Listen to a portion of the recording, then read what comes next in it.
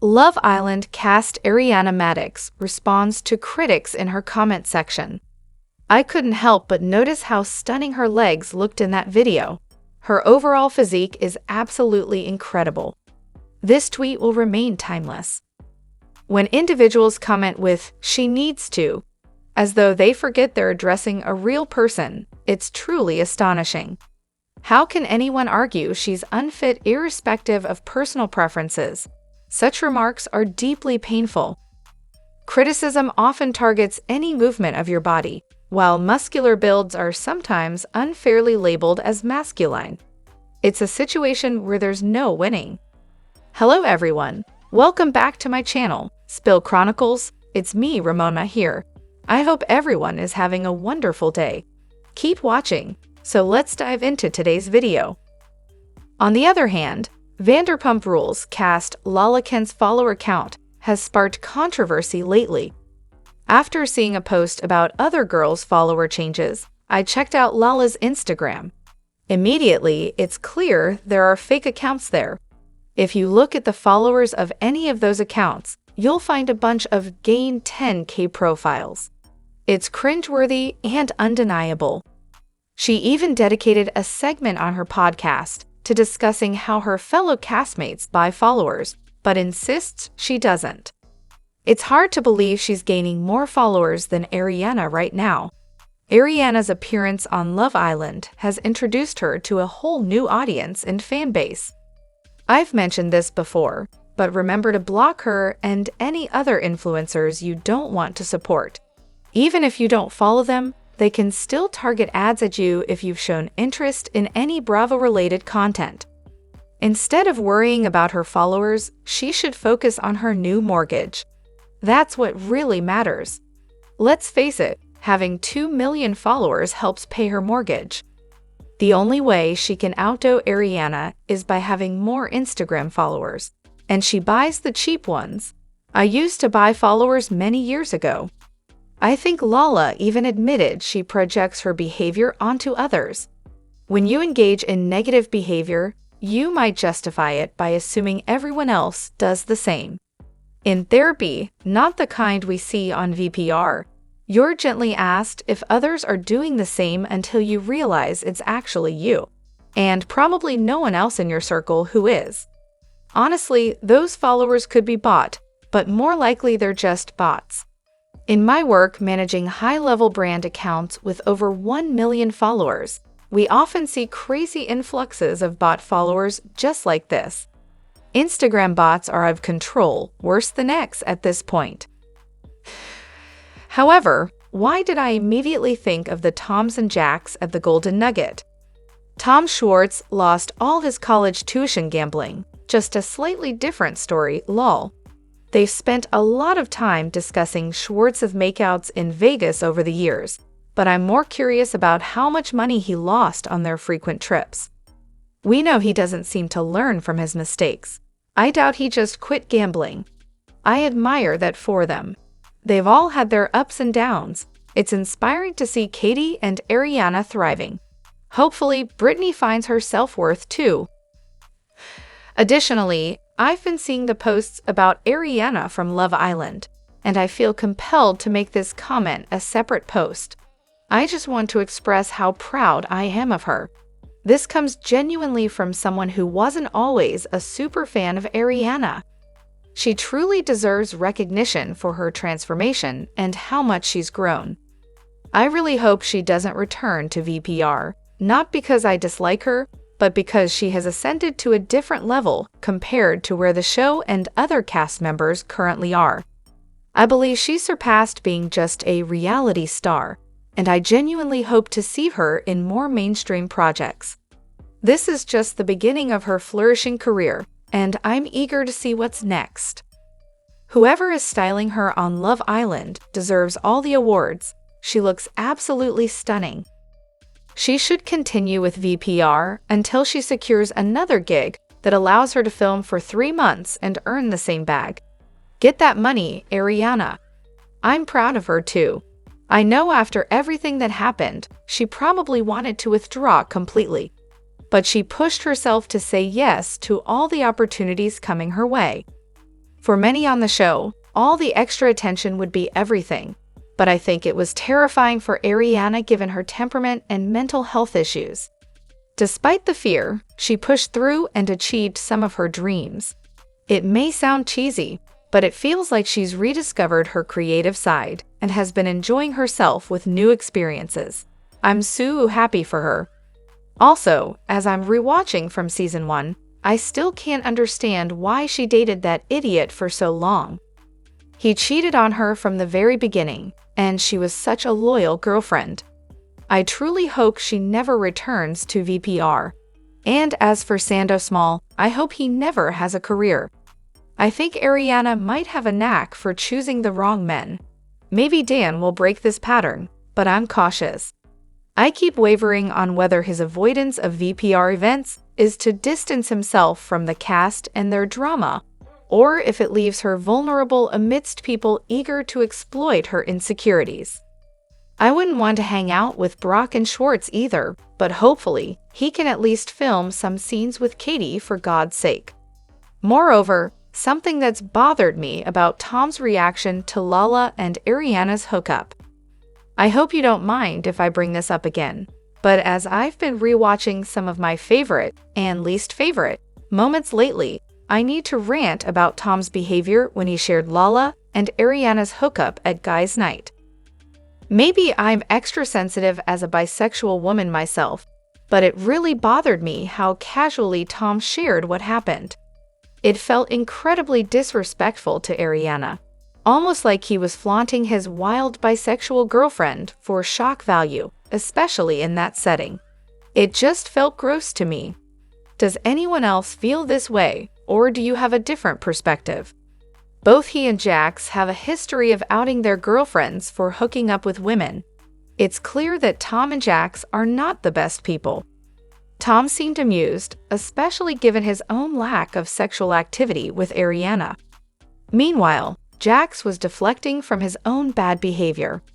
And then he tells Ariana, "I was slightly annoyed, really, Tom, because when you were bragging to the bros about your wild girlfriend, you didn't seem annoyed at all." This was the moment I realized I didn't like Sandoval, even back then. It's one thing to share a story if it's already known, but outing your partner on national TV and then defending it by outing her previous relationship crosses a line. It feels like he's trying too hard to appear supportive.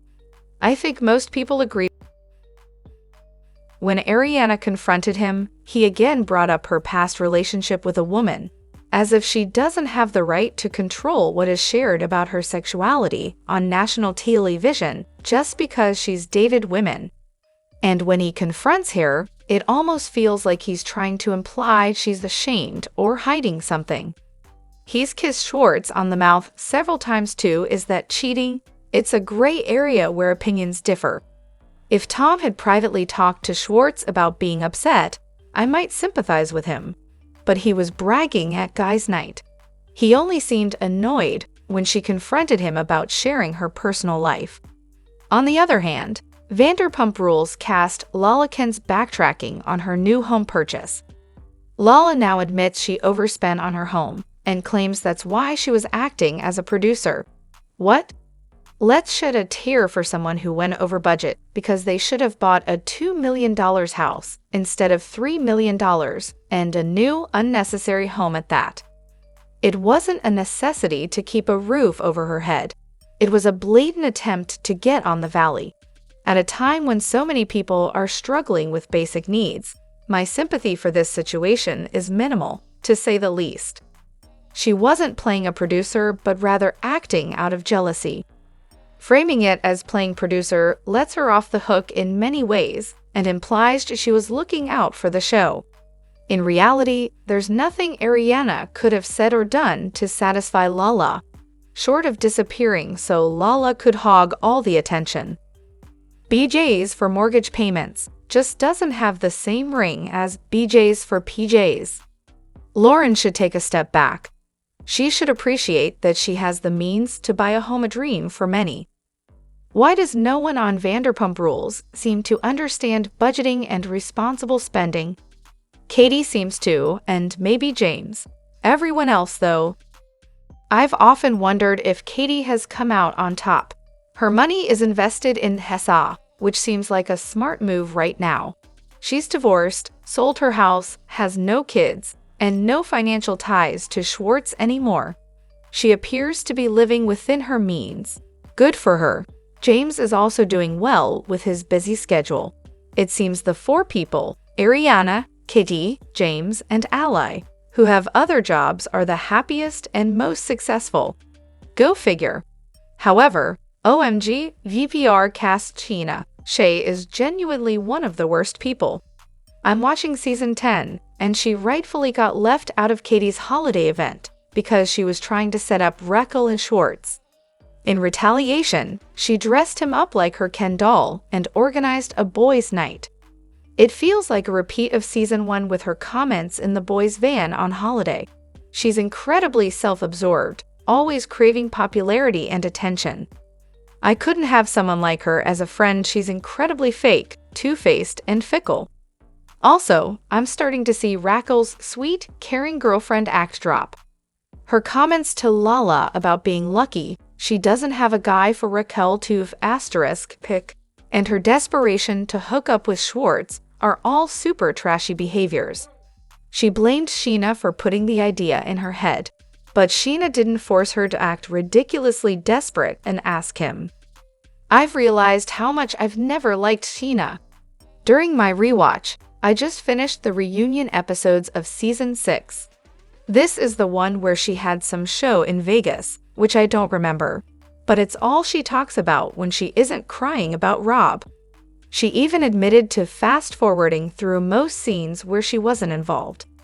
When Jax talked about the people who supported him after his dad passed away, she immediately said, "I would have been there if I wasn't busy with my show," or something similar. She's completely self-absorbed.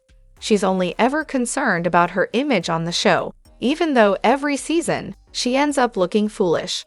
She calls everyone else mean girls when, in reality, she's been the ultimate mean girl throughout the series. She's insufferable, and so is her relationship drama. Raquel's true colors started showing around that time, but knowing what was happening behind the scenes during season 10 makes it even more disappointing. Scheana has always been problematic. She pushed Raquel and Schwartz together to spite Katie, who was fresh off a divorce. I could list all the terrible things she's done, but I'm feeling lazy right now. One thing I'll mention is how she shared Stassi's sex tape and tried to bring it up in season 4. If you think that was bad, what sucked about Katie nearly getting excluded from Scheana's wedding was that it could have jeopardized her screen time and income. Essentially, it could have significantly affected her finances at a time when she was adjusting to being the sole earner in her household. Anyone who didn't support Katie in that feud, given that context, was just plain awful. Additionally, recent Instagram statistics for Vanderpump Rules cast Ariana, Katie Maloney, Lala Kent, and Scheana. Someone is buying followers, and it's not Ariana or Katie. There's no way Lala could have more organic followers than Ariana, especially with a lower key score and less media coverage. When Lala's follower count dropped to 2.3 million after a controversial comment a few months ago, only to bounce back to 2.4 million the next morning, it confirmed my suspicions. Remember, Randall admitted to buying 1 million followers or something similar, using a source for mass followers. I find it hard to believe Lala didn't benefit from this when they were together. She acts clueless about buying followers, but gaining 4,000 new followers in a day seems suspicious.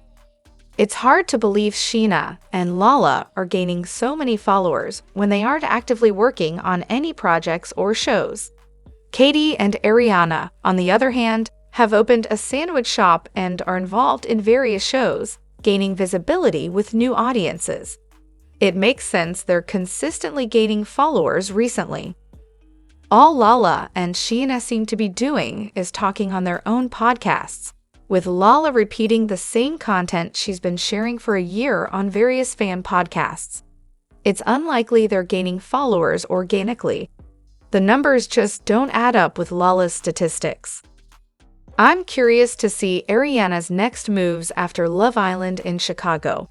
Many VPR viewers are tuning into Love Island because of her, and new fans who haven't watched EVR before are also showing appreciation for Ariana. She's a significant asset for Bravo and Peacock right now, possibly in a position to negotiate terms if she returns for VPR Season 12. Bravo might even consider making her the highest-paid cast member and allowing her more control over filming conditions. Even disregarding Lala's recent controversies, her lifestyle is polarizing, making her popularity hard to believe.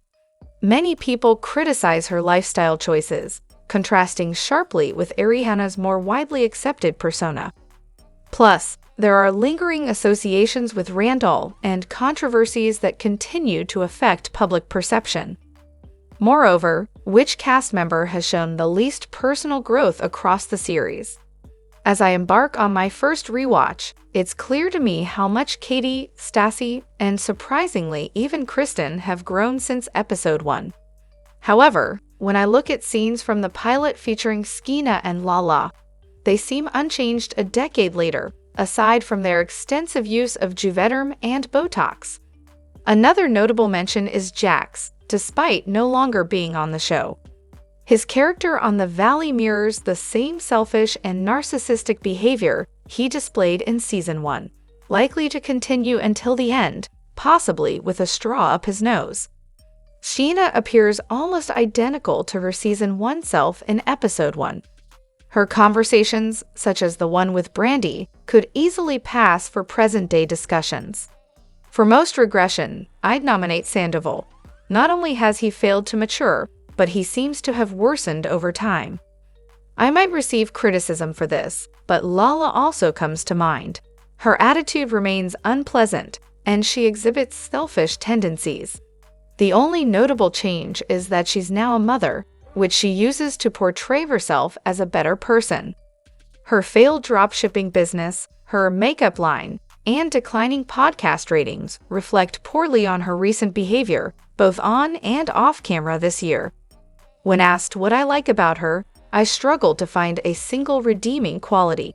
Even her sense of humor seems to have disappeared. Drop your thoughts in the comment section below. Do you agree or disagree? Don't forget to like, subscribe, and hit the notification bell for more updates. Your opinions matter, and I will see you in the next video. Thank you.